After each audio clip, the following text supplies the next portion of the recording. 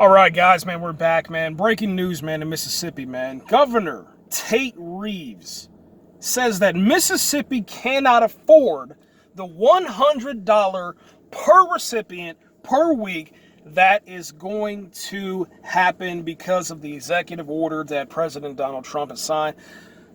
It's like this, man. Why don't you take a pay cut?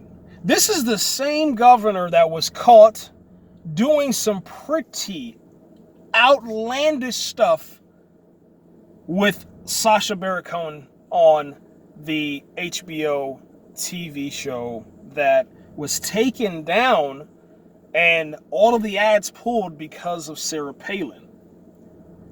Governor Tate Reeves, it's time for you to pack up your bags and get ready to leave.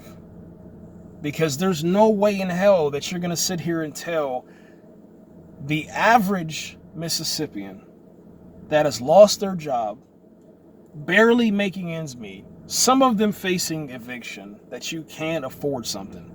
That means that you need to go into your budget and start cutting. And the first thing that you start with is your pay. Yes, right there, your pay. Whatever you're getting paid, you need to slice it in half. Whatever is going on inside of your life, cut it in half. And yes, I absolutely expect you to do that. Because that's what you are here for. You're not here to make a ridiculous amount of money while people in poverty, black, white, brown, Asian, whatever, we're out here struggling, and you're sitting here nice and cozy behind your air condition, drinking your bottled water, having everything done for you, utilizing government vehicles for transportation, not paying for gas, and the list goes on and on and on and on. You don't get to have a moment like this inside of this pandemic to where you sit there and don't give out hope, but you spread misery and despair and hopelessness. That's not what politicians do, number one, and that's not what you're paid for, number two. I cannot believe, man. I cannot believe what's going on and what I'm hearing, man. And you know what's crazy, man? A lot of people that are following politics and have been talking about this said that this was going to happen. That President Trump would sit there, he would sign the executive order, giving out the money. The government pays $300, you pay $100. It's a joint co-parenting situation. You're taking care of your kids. It's supposed to happen to where everybody does their equal part and to make sure that the best life possible for your kids happens. But it seems as if somewhere along the line, Mississippi once again doesn't have their shit together. And now people are out here reading these headlines, and their hope that they had, the foundation in which everything is built upon, has been ripped from under them. So congratulations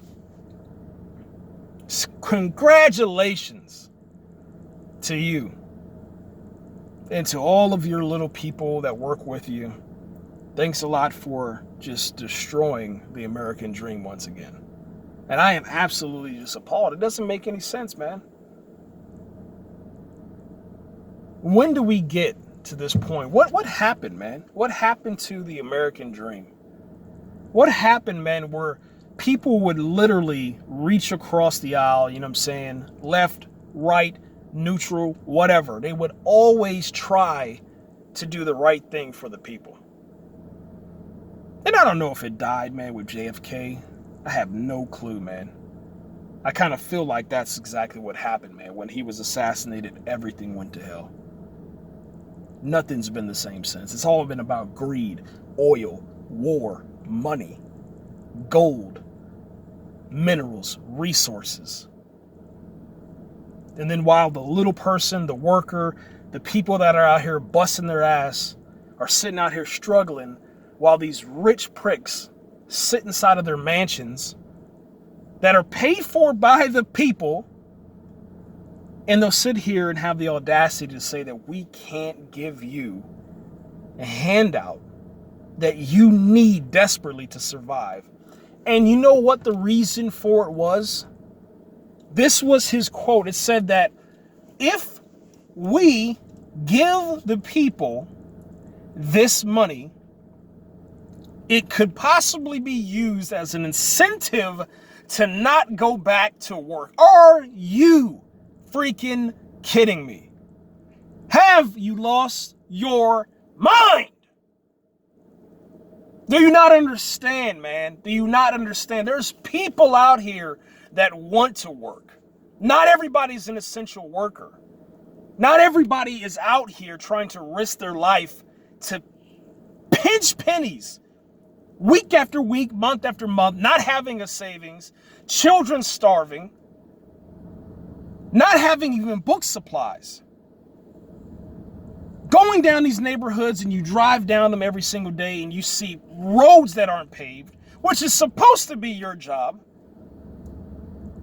You see dilapidated homes, you see overgrown yards with grass just growing out, looks like a freaking scene from Jumanji.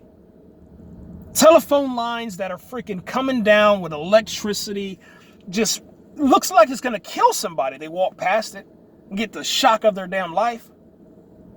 But it doesn't affect you because it's not inside your neighborhoods. It doesn't affect you because it's not your color. It doesn't affect you because you don't have any friends. You are so out of touch with reality that you don't even have people that are on food stamps, WIC, unemployment. You've been employed by the people for so long that you have literally lost all of your compassion, your understanding, your reasoning, everything that you probably joined in for politics when you first heard about politics and fell in love with it. You've lost it, man. You've absolutely lost it, and you've lost your mind in the process. And so whenever that happens, when you lose focus on the people, when you lose focus of the goal of providing people with the best possible life, and then also when you sit here inside of a pandemic when people are struggling, when people are dying, and you sit there and hold over their head $100. Because if you don't pay for it, and the president's not going to pay for it, then that means we're only going to get what the government gives us, and we're missing out on the state. And who can listen, man, that's $300, $400 if you help out. Maybe you should start living on that salary so that you can understand that it's not a living situation. It's not even a wage that you can survive on. You're going to be sitting there eating dollar store food that has no nutrients, nothing but sugar. So therefore, we're starting to once again get into diabetes.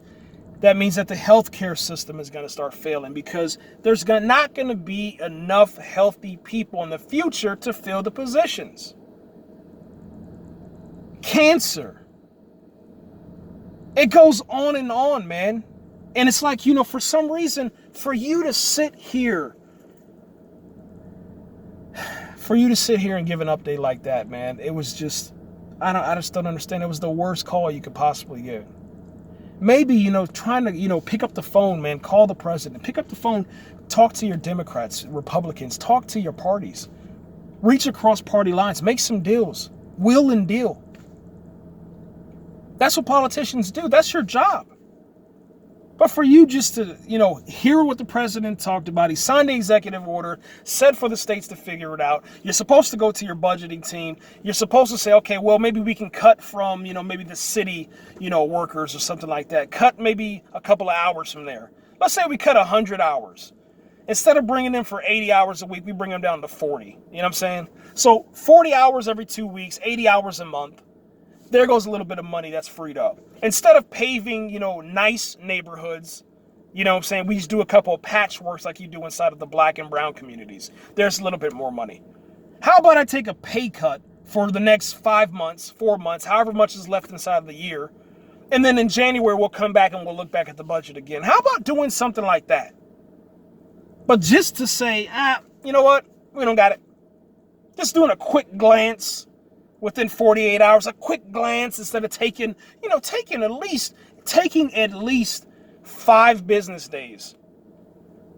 5 business days or a week. Coming back on a Monday and saying, you know what? Hey, we have taken the time necessary to go over the budget, to talk to some people, to do some things, to pull some strings, to talk to some people, to make some deals, do this and that for Mississippians, and then give an update, something that has hope inside of it. So instead of saying, okay, we can't do 100, we can do 50, we can do 60, we can do 10, but just to say we can't do 100, nothing, it's over with. It just doesn't make any sense, man.